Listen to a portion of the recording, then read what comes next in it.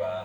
Oke, baik. Ya, mudah-mudahan internet connection-nya juga oke sampai terakhir meeting kita. Karena kadang-kadang ini situasi sulit terduga. Nanti kalau ada kendala mohon saya diinfo saja. Untuk Kak Fitra, saya barusan kirim via WA materi paparan saya, mungkin bisa distribusi ke teman-teman juga.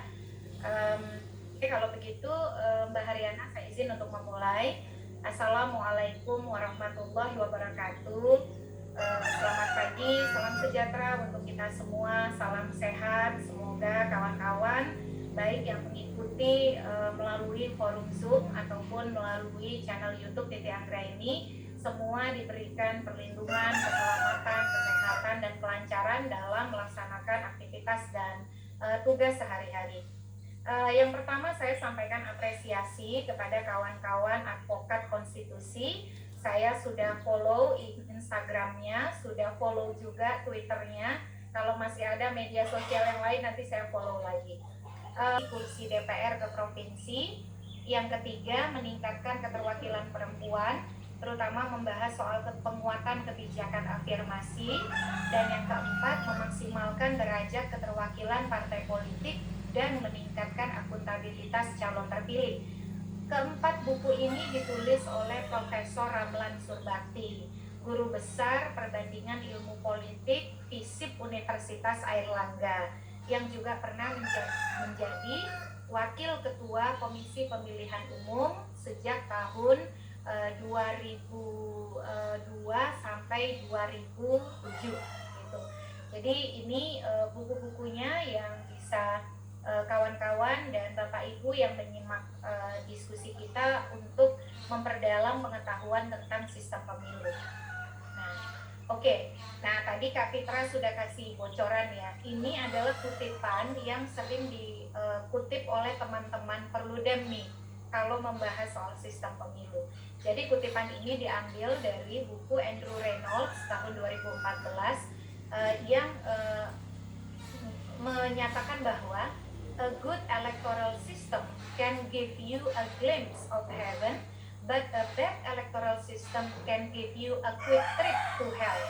Jadi kalau kita memilih sistem pemilu yang bagus untuk negara kita, kita itu bisa punya perjalanan untuk melihat betapa indahnya surga. Tapi kalau kita memilih sistem pemilu yang jelek, maka kita bisa punya perjalanan cepat menuju neraka. Nah ini semacam idiom ya, yang kenapa kita akan bahas lebih lanjut.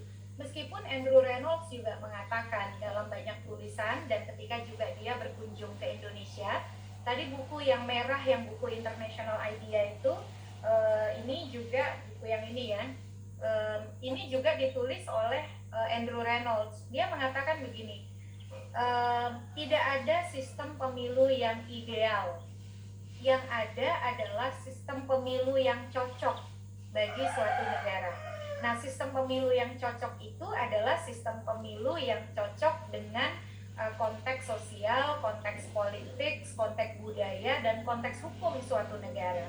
Jadi teman-teman, mentang-mentang si Andrew Reynolds bilang sistem elektoral yang bagus, yang cocok bagi suatu negara itu bisa membawa kita melihat surga, tapi sistem pemilu yang jelek itu bisa membawa kita cepat melihat, punya perjalanan cepat melihat neraka, gitu ya. Ini dalam konteks kecocokan dengan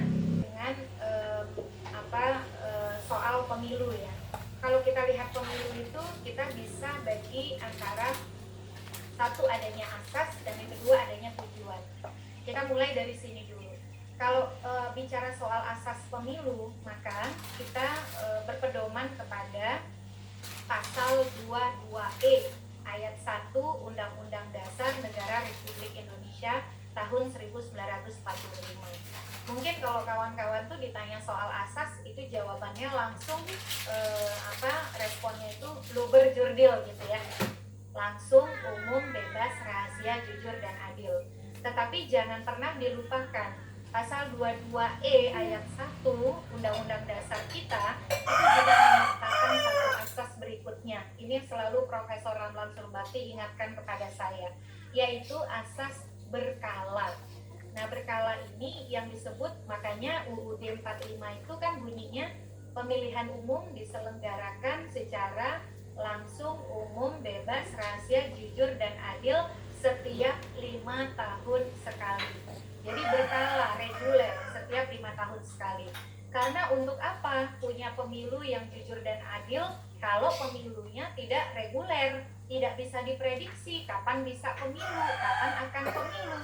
Nah, tetapi juga sebaliknya, untuk apa punya pemilu yang berkala atau reguler kalau pemilunya tidak jujur dan adil. Makanya konstitusi kita pasca amandemen ini menganut adanya 7 asas dalam penyelenggaraan pemilu, yaitu luber, jurdil, berkala.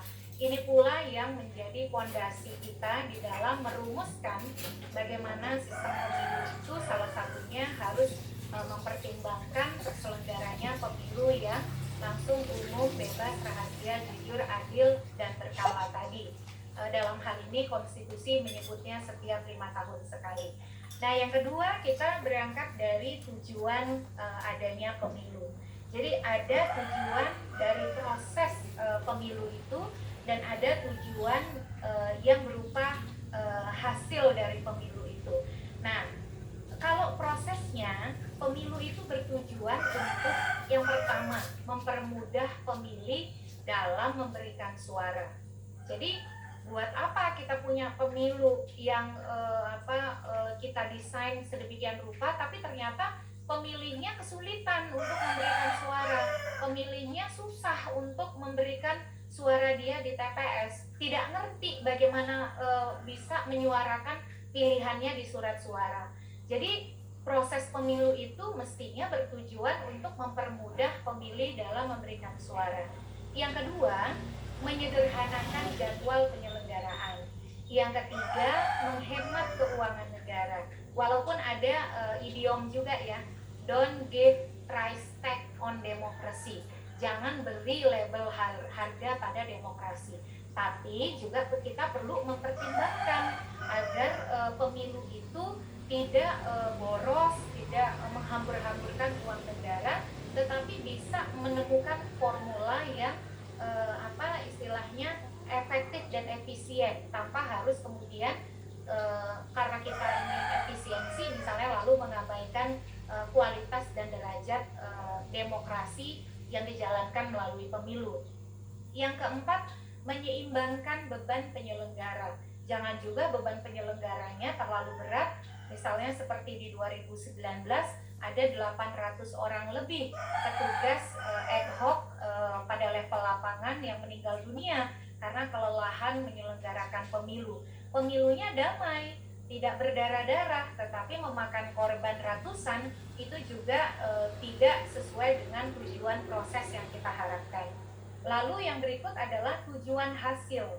Nah, apa yang menjadi tujuan hasil yang mestinya bisa dikontribusikan dari sistem pemilu? Makanya nih teman-teman dari advokat konstitusi meletakkan bahasan sistem pemilu itu di awal. Hasil yang diharapkan dari tujuan dari pemilu yang diharapkan berupa hasil yang diperoleh yaitu satu, meningkatkan partisipasi politik warga. Yang kedua, menciptakan sistem presidensial yang efektif karena kita menganut sistem pemerintahan presidensial di mana presiden adalah kepala negara sekaligus juga kepala pemerintahan yang dipilih secara langsung oleh rakyat, bukan dipilih oleh parlemen, tidak bisa dijatuhkan oleh parlemen. Nah, yang ketiga, menyederhanakan sistem kepartaian di DPR dan DPRD. Dalam hal ini yang dimaksud dengan menyederhanakan sistem kepartaian adalah mengurangi fragmentasi politik di parlemen. Karena kenapa? Presiden ini untuk melaksanakan fungsi-fungsinya di dalam melaksanakan misalnya pembentukan undang-undang, lalu pembuatan kebijakan, penyusunan anggaran, kan itu dilakukan bersama DPR. Kalau parlemennya terlalu terfragmentasi, terlalu banyak kekuatan politik di parlemen, tempat presiden harus bekerja bersama di dalam mencapai merealisasikan tugas-tugasnya, itu kan bisa menghambat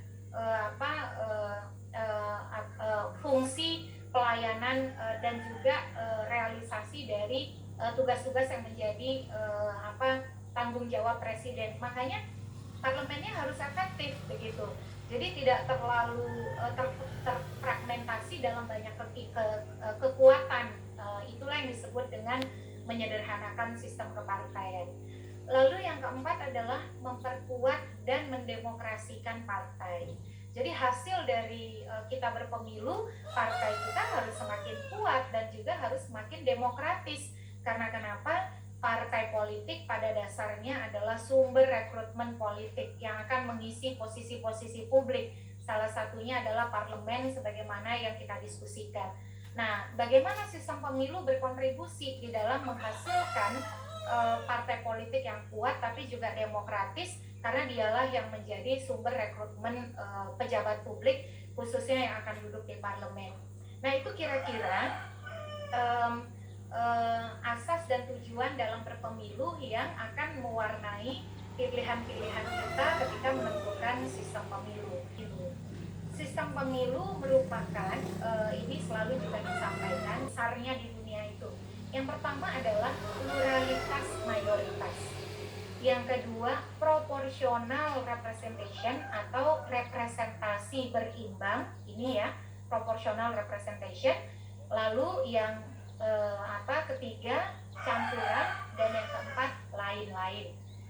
Nah, kalau teman-teman misalnya pernah dengar sistem pemilu distrik gitu ya, atau ketika baca buku Ibu Miriam Budiarjo, Dasar